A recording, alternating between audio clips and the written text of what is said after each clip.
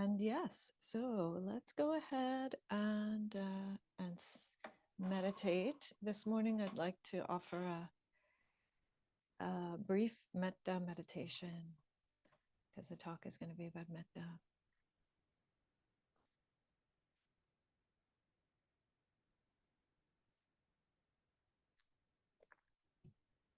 So Metta is usually translated as loving kindness.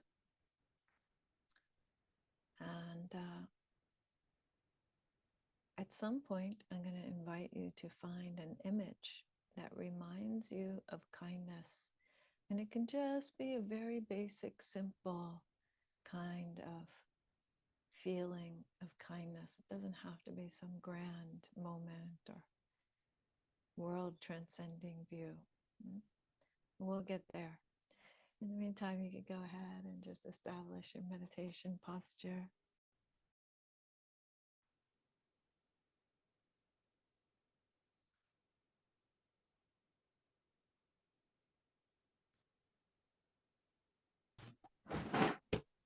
Please be sure to go ahead and mute your mic. Yeah, there you go, except for Claudia.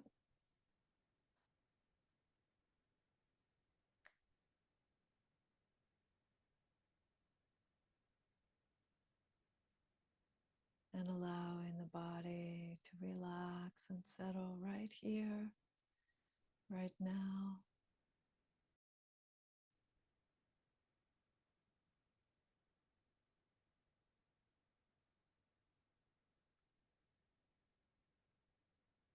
Releasing the belly.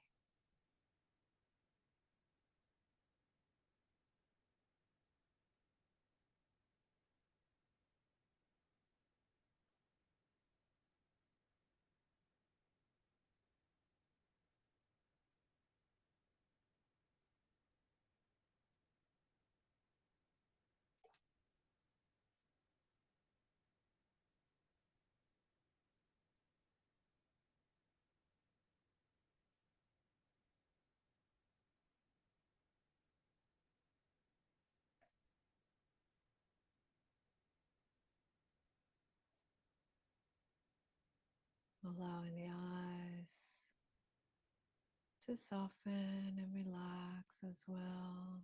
The face. Just releasing any tension you find.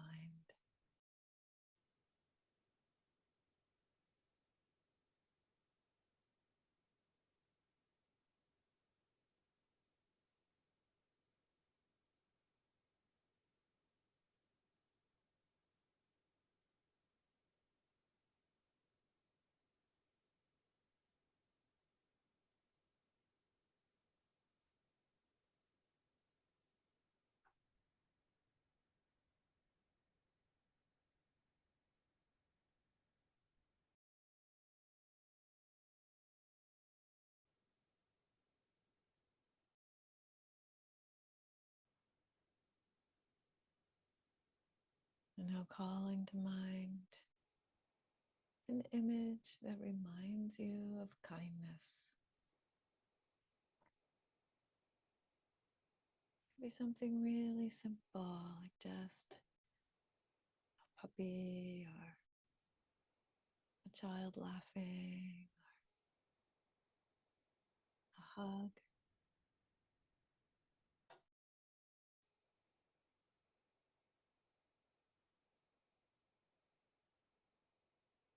I know one monastic who often says that his image is a squirrel. It always reminds him of kindness.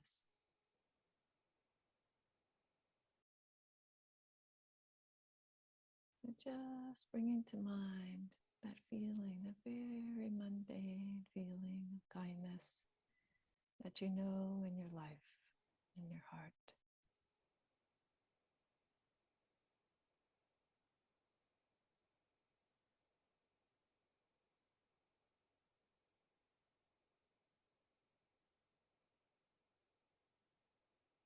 Staying with that image and letting that feeling of kindness fill your heart, fill your mind.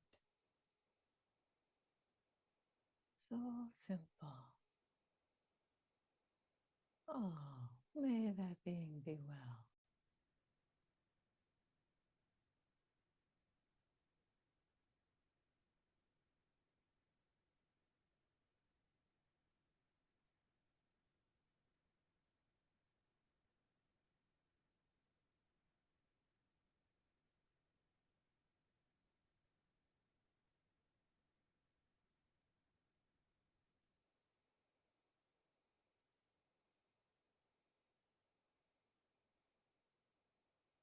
And you'll know when you found an image that works for you because it brings a lightness to the mind. It's joyful. Oh, yes, kindness. It's pleasant.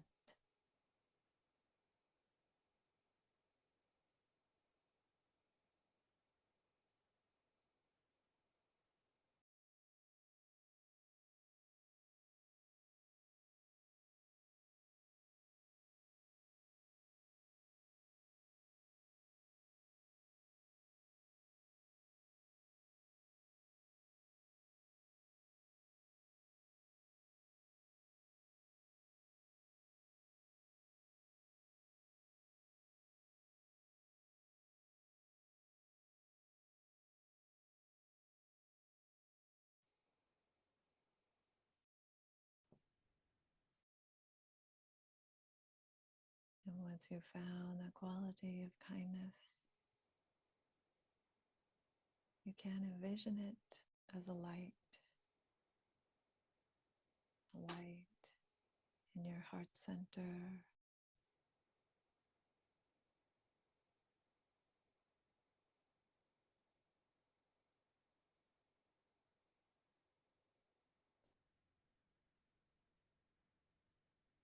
And maybe supported by the in-breath. You can imagine that light getting brighter and brighter with each in-breath and naturally flowing and filling your body with each out-breath.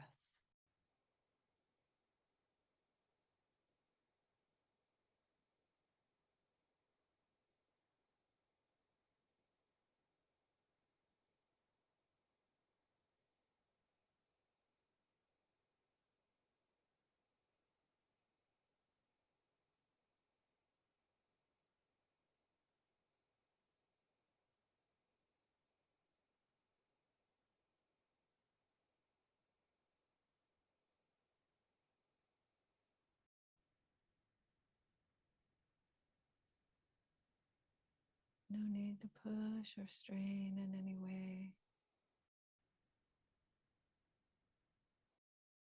And just returning to the image if you need to spark that quality again.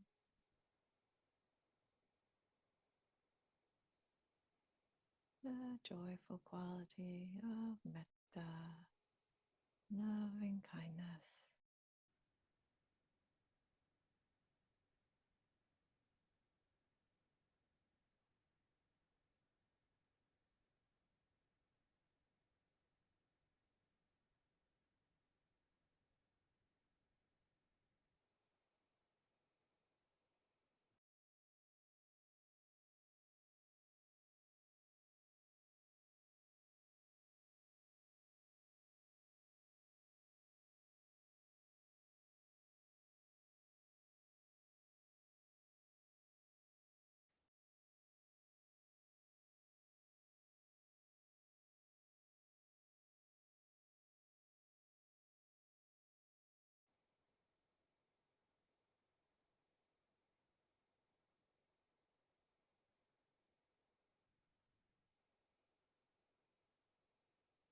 Kindness filling your whole body.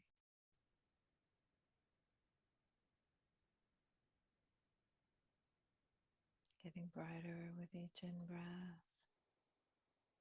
and gently flowing with each out-breath.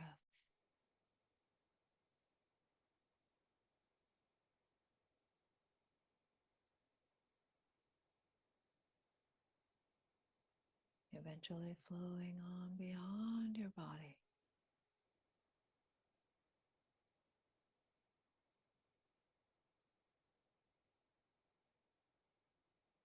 releasing metta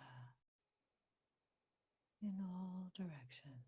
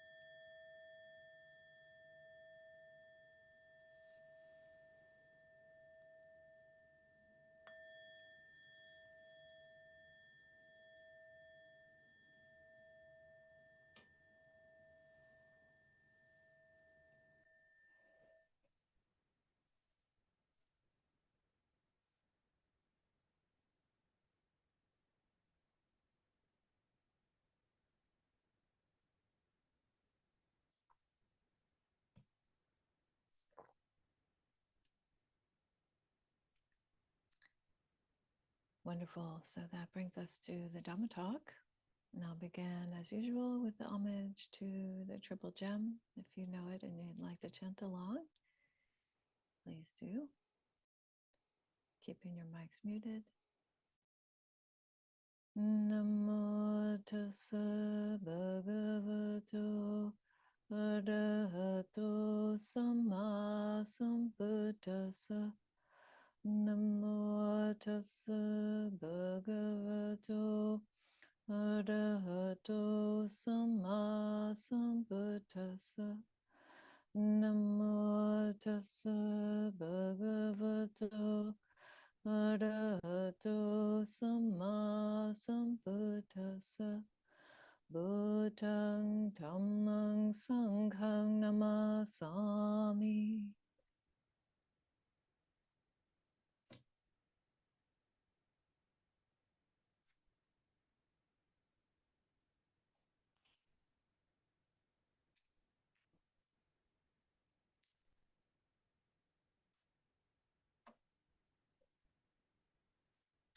But today I would like to talk about metta, or loving kindness.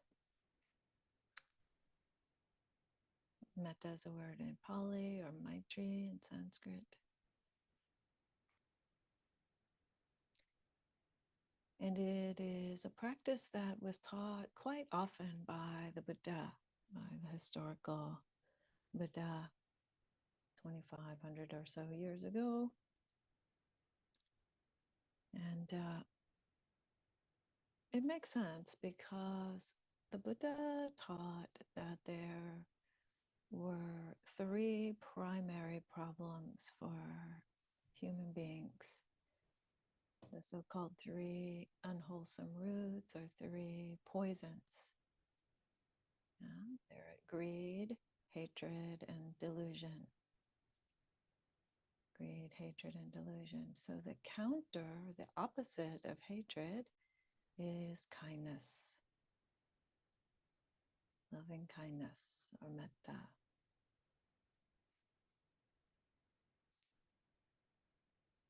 So he taught about giving for the problem of greed. He taught about metta for the problem of hatred. He taught about wisdom for the problem of delusion.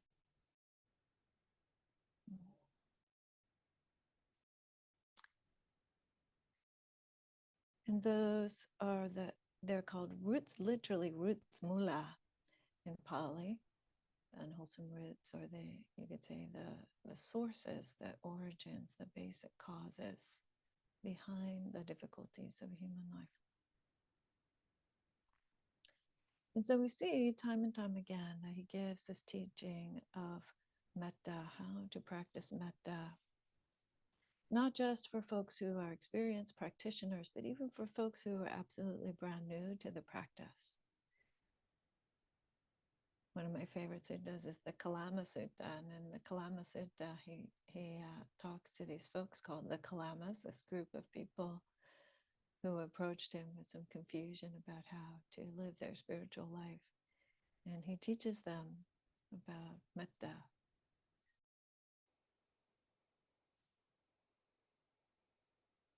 But he also, as I said, teaches it often. And so he also taught it to his most advanced students as well. And we'll investigate maybe a little bit about why in a moment. But for now, I just want to give you what the teaching is. So there are different ways that he taught it. So one teaching that might be familiar to some people is a teaching called the Karaniya Metta, or the doing, the cultivation, the development of metta. That's what that means. And that is from the Sutta Nipata number 8, chapter number 8 from chapter 1, so 1.8. Sutta Nipata. And that is a chant that we often do. This is what should be done by one who is skilled in goodness and who knows the path of peace. And then he goes on to tell a little bit about the benefits of metta as well as how to practice metta. And in that sutta, in the Karaniya Metta, as well as in the other kinds of metta sutta, what we see is this description where you can practice metta as a recitation, like chanting that sutta, or just wishing kindness and well-being for yourself or for others. And you can practice metta as an actual meditation, as a development of the mind. And that's the part that I want to talk about today. So there is a lovely sutta in which this is from the Middle Length Discourses, Middle Length Discourse number 52, in which there's a gentleman who approaches Ananda, I believe it is. And he says, "Oh, is there one thing by which a bhikkhu who abides diligent and ardent and resolute, his unliberated mind becomes liberated, his undestroyed taints become destroyed. He attains a supreme release from bondage." So this is the question. Is there one practice that we can do that will set us free? That's basically what the question is. Housed in this very, very, I'd say, masculine, this very misogynist kind of language. So we'll just note that and move on. So the response to the question is yes, according to the Buddha, there are these practices. And then he goes on to list the jhanas, so these very deep states of concentration, or what sometimes I think more skillfully called immersion, states of immersion in meditation. And then he talks about the 4 Brahma Viharas. This is what we call the divine abidings, or the heavenly dwellings. And metta is the first of those. So metta is intended to be, the practice of metta is intended to be heavenly, really pleasant, really wonderful, really bright and uplifting to the mind. Divine. This is a practice that is divine. In like the sense that we would use it today in contemporary life, like, oh, that's divine, not godly per se, right? But like sweet, sweet. And so metta is usually translated as loving kindness. So the way that you saw us develop it is that you can begin with a mundane kind of everyday regular kindness, but then metta grows from there, and metta is, you could say, a universal kindness.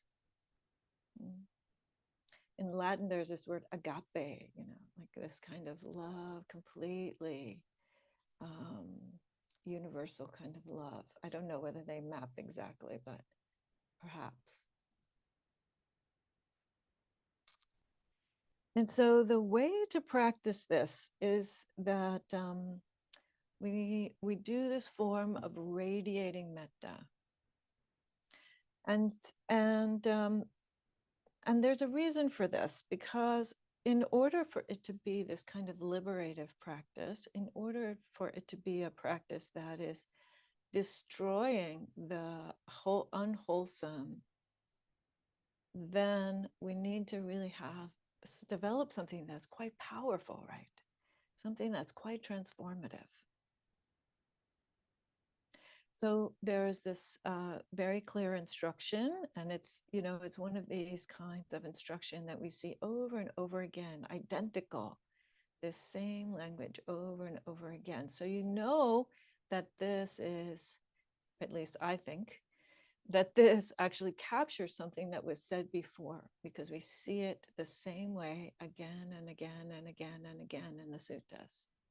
And given that the suttas were originally captured by verbal transmission, that they were taught to people, saying them to each other and then being memorized verbally, then when we see these kinds of passages, it's funny because today we might say, oh, that's just kind of stock language, or that's just kind of repetitive language. But actually, in my view, those are the things that are most likely to be true about what was said back then, because they were memorized and they were kept and they were repeated verbatim. So the language is this: one abides. So first of all, you have to be able to hang out here. You have to be able to stay with this quality.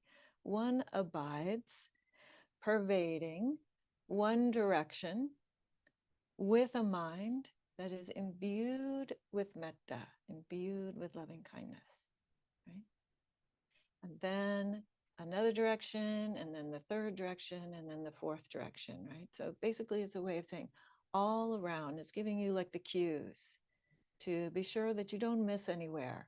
And then above and below and all around, everywhere, right? So it's this kind of, these directional cues are not necessarily to be taken literally. You don't have to start by pointing metta in one direction or another. The idea is that you make sure not to miss anywhere, that you allow it to actually fill your body, your mind, the whole, everything. Let your whole world become metta.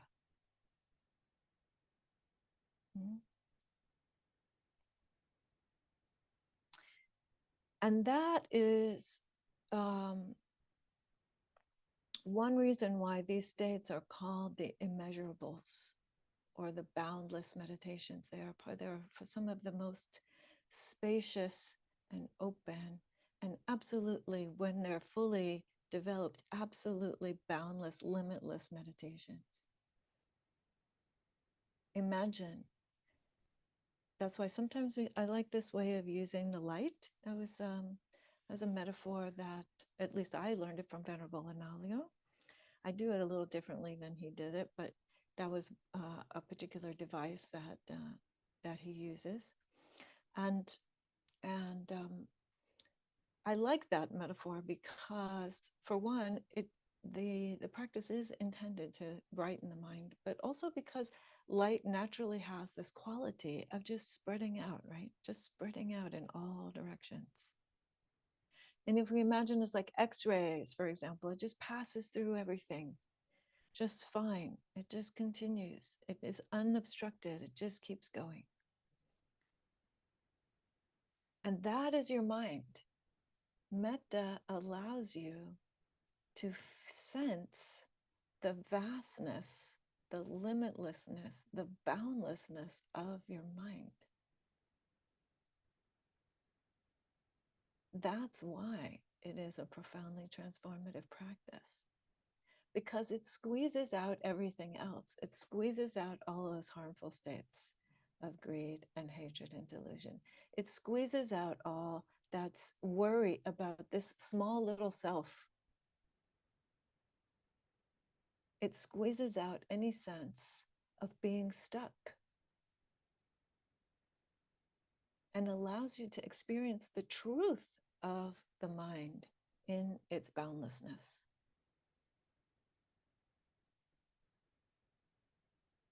And you, again, don't have to have any special experience in your life for this to be possible. You can take the smallest, most mundane, simplest bit of kindness, and with the power of your breath, with the power of your intention, you can cultivate this boundlessness. And intention is very important. So I want to talk a little bit about this, because metta is not intended to only be about our personal self transformation. Metta also changes the world.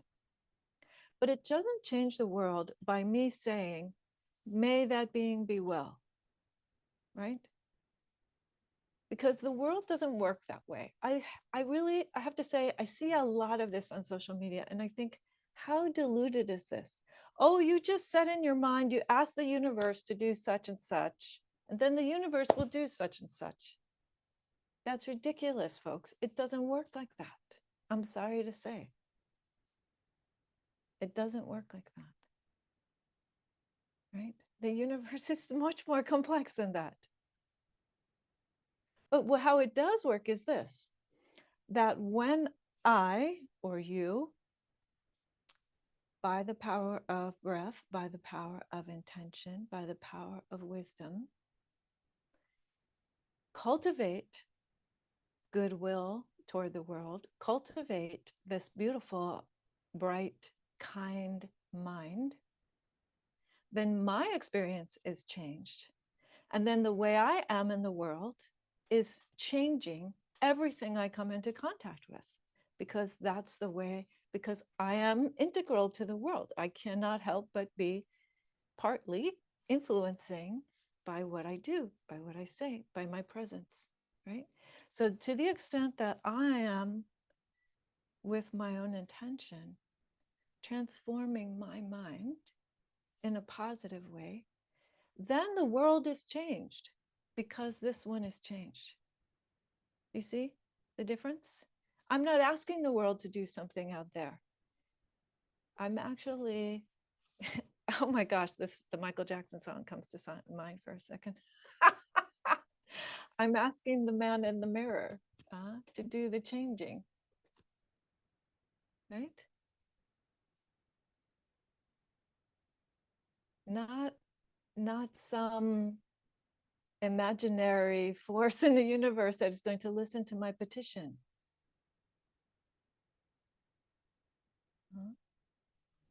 So when we cultivate this mind, this beautiful mind of kindness, of boundlessness, of joy, then one other thing starts to happen. And this is key to its liberative power also. And that is that metta is a basis for profound states of concentration. If you want an easy, fun way to learn how to practice the jhanas, practice immersions, practice profoundly transformative states of meditation, metta is the door for that. Why? because it has those qualities that are the requirements for the immersion state. So what is it that we need for immersion? We need joy. We need energy. We need mindfulness. We need to be willing to be present, right? We need the body and mind to be relaxed, relaxed enough to persist with our object of concentration. All of Metta is developing all of those things.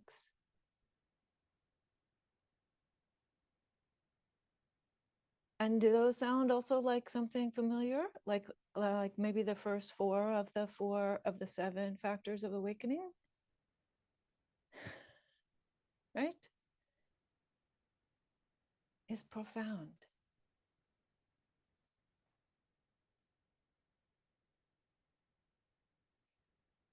But is based in your intention and in your willingness, again, to experience this mind, which is much more vast.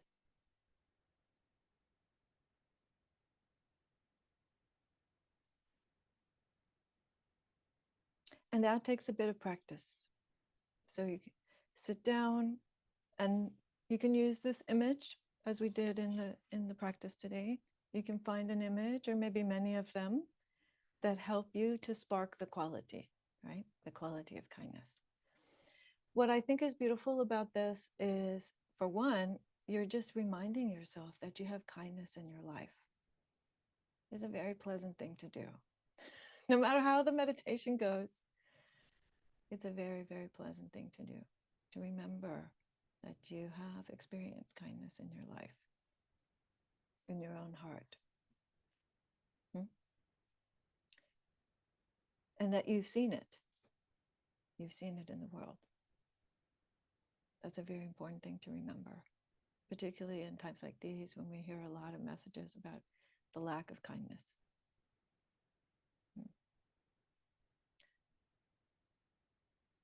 So you can use an image. For me, one of the best ones is always of my daughter when my daughter was an infant. And Kayla was really, really tiny. But I've also used puppies and panda bears and all so manner of things. Yeah, that's right. Our pets are often a good place to start.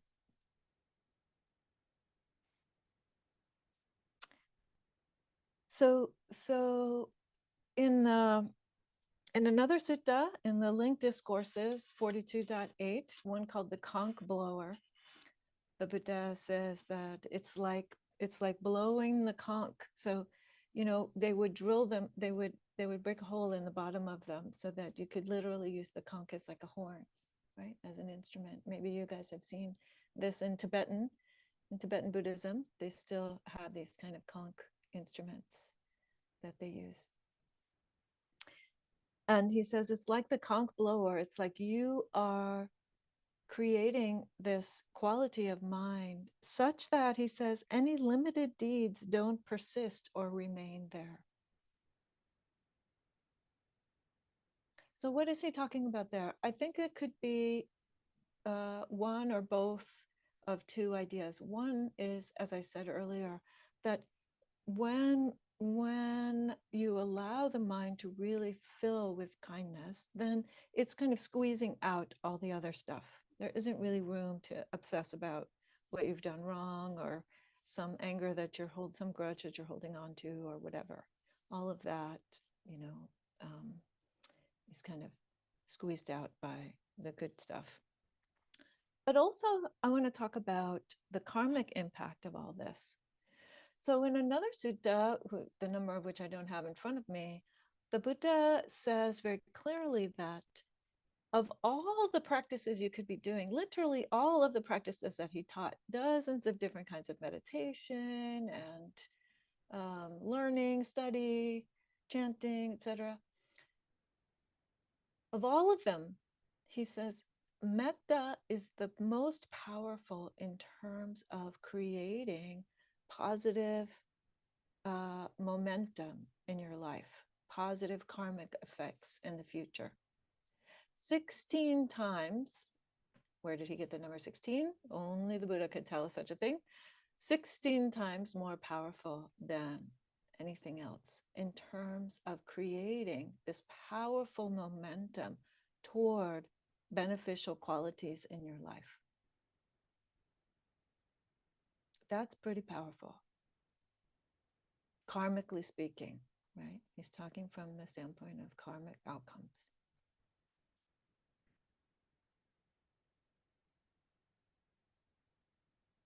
So it's in a way, the way that I think about it is that the benefits of metta, in addition to this sense of this feeling of transformation that we have, is also that it's creating this much larger pool of goodness, you could say, in which the negative stuff of your life becomes smaller and smaller because it's such a much larger pool. You know, I remember many years ago that when I first moved in, the reason I started practicing metta, so that was a long time ago, maybe 18 or 19 years ago. I had just moved into San Francisco Zen Center, and I was still a lay person and still actually working outside the temple in my finance job. And after a very short time of being in residence there, I went to my teacher, Shosan, Victoria Austin, and I said, Shosan, you know, I noticed that I wake up furious every morning. Absolutely furious. And it's not the sound of the wake-up bell, and it's not because of what I have to do for work that day, or whether I had a bad dream, or what I ate for dinner. It doesn't have anything to do with anything. It's just this anger that I'm carrying with me. And it starts right away, first thing in the morning. And she said, you know, I think you need to do some metta. You need to do some metta. Try some metta, see if how that works. That should help. Because metta is often given as a practice in the suttas, not in Zen practice, actually. So she was actually stepping outside Soto Zen tradition to offer this to me, to suggest this to me, which she's done many times in different ways. But yeah, metta is often recommended as a practice for folks who experience a lot of anger in their lives. Because going directly at anger is very likely to stir up more anger or more tension within the mind.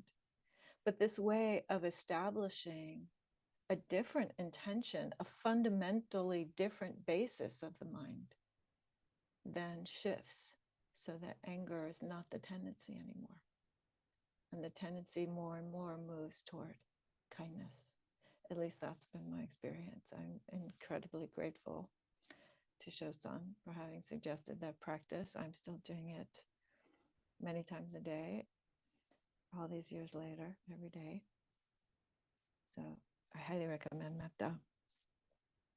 And I want to close with another story, a little bit different story, about boundlessness and about the boundlessness of mind. Because sometimes I think also that, particularly if you're experiencing a lot of difficulty in your life, or if you're new to practice, or if you're going through a period of a lot of anger or despair, sometimes it can be hard to believe or imagine that the mind can really be vast, that the mind can really be boundless.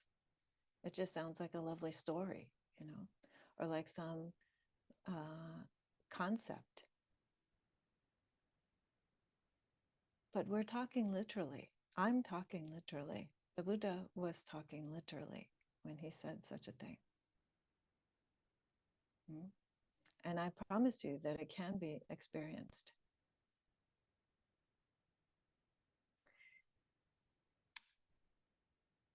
So the boundlessness of mind is something that we can experience in many different ways, but I would say that the reason why meditation is one of the bases of practice in Buddhism is for that reason.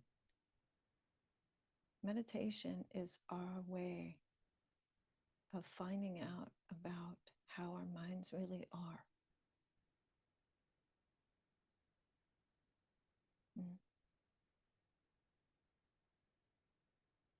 That's why meditation is important. You can hear the teachings all day long. You can read all the great books and show up to,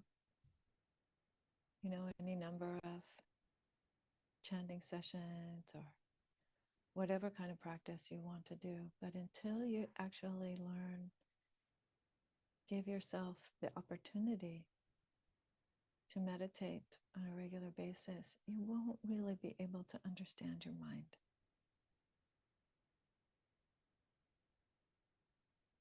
So it being Women's History Month, as you all know, I have been offering these little vignettes of the great women in Buddhist history, and the Dhamma talks, and on the daily on the Instagram account. And so today I'm going to close my talk with a quote and a little bit of a story about another woman, another very, very honorable, venerable woman from Buddhist history. Her name is Venerable Wishu. I hope I'm saying that correctly. I have a terrible time pronouncing the Chinese names well. And she lived in the mid to late 5th century in China. And she was very, very early in the acceptance of Buddhism in China. So it was that time, the 5th century, was early days of Buddhism in China. And she became known as a meditation master. And she's also known for being very straightforward and being very strict. You might know some meditation masters like that. But it's an interesting story because she also I won't go into a lot of detail about it, but anyway, toward the end of her life, she was, what people they didn't know it was the end of her life, but anyway, toward the end of her life, she was invited to a feast in her honor because she'd been recognized as such a profound teacher and woman and practitioner of Buddhism. And by that time, she was the abbess. She was running a monastery for women. And so, she wasn't apparently so keen on the idea of going to a feast, but nonetheless, she finally said, okay, I'll come.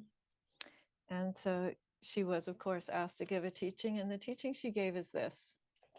She says, worldly people who do not understand me call me by my worldly name of Zhou. So Zhou was her family name. And she preferred her nun's name of Wishu. Yeah. Worldly people who do not understand me call me by my worldly name of Zhou. You invite me to a 7-day religious feast. So they would do these long banquets, like day after day after day. They would have these huge banquets.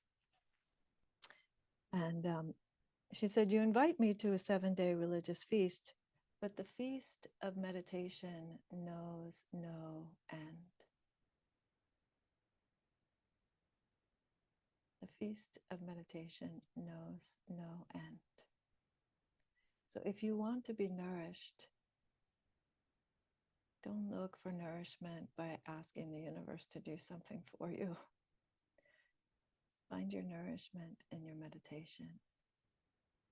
The feast of meditation knows no end. It's in your own hands, folks. With your breath, with your intention,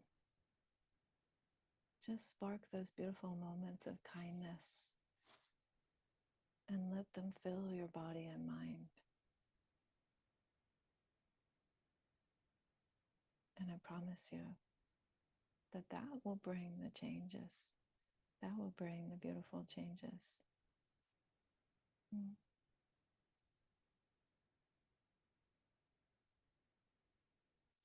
Thank you.